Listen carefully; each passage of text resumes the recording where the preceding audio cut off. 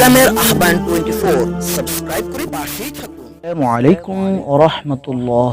প্রিয় দর্শক, আজকের ভিডিওতে আলোচনা করব এমন এক ব্যক্তি সম্পর্কে যে তার অযোগ্যতা, বর্বরতা ও অকর্মতার দরুন কোনোদিনও জান্নাতে প্রবেশ করবে না। রাসূলুল্লাহ সাল্লাল্লাহু আলাইহি ওয়াসাল্লাম বলেছেন, তিন ব্যক্তির জন্য আল্লাহ পাক জান্নাত হারাম করে দিয়েছেন। নাউযুবিল্লাহ। তাদের মধ্যে একজন হলো দায়ুস, যে তার পরিবারের মধ্যে অশ্লীলতাকে প্রশ্রয় দেয়। আজকে শুধু আলোচনা করব দায়ুস সম্পর্কে, বাকি দুজন সম্পর্কে পরে ভিডিও দেবে ইনশাআল্লাহ। এবার চলুন দায়ুস ব্যক্তির পরিচয় জেনে নিই। হু ইজ দায়ুস? যে ব্যক্তি তার স্ত্রী সন্তানদের বেপর্দা, বেহায়াপনা ও অশ্লীলতার সুযোগ করে দেয় তাকেও দায়ুস বলা হয়।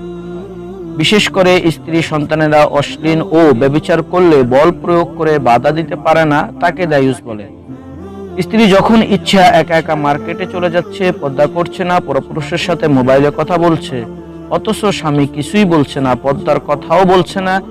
ছেলে মেয়ে যখন ইচ্ছা যেখানে খুশি চলে যাচ্ছে, মেয়ে ও স্ত্রী পর্দা করছে না, অথচ সে বসে বসে নীরবে সব দেখছে, নিষেধও করছে না, বাধাও দিচ্ছে না। এ ধরনের পিতা ও স্বামীকে বলা হয় দায়ুস। নবী করিম সাল্লাল্লাহু আলাইহি ওয়াসাল্লাম বলেছেন, এ ধরনের দায়ুস কোনোদিনও জান্নাতে প্রবেশ করতে পারবে না। আমাদের সমাজে দু ধরনের দায়ুস দেখা যায়। এক, ঘরের ভিতরের দায়ুস। দুই, ঘরের বাহিরের দায়ুস।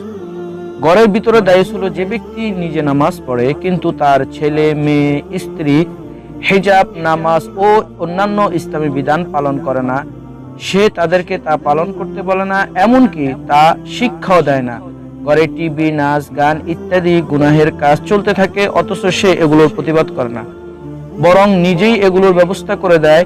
মাসে মাসে ডিশ বিল, ইন্টারনেট বিল দেয়, অথচ এগুলোর মাধ্যমে যে অশ্লীলতা ছড়াচ্ছে সেটাকে সে কিছুই মনে করে না। যে ব্যক্তি ঘরের এই শরীয়ত বিরোধী কাজকে প্রতিরোধ করতে পারে না, সে হলো ঘরের ভিতরের দায়ুস। সে কোনোদিন জান্নাতে প্রবেশ করতে পারবে না।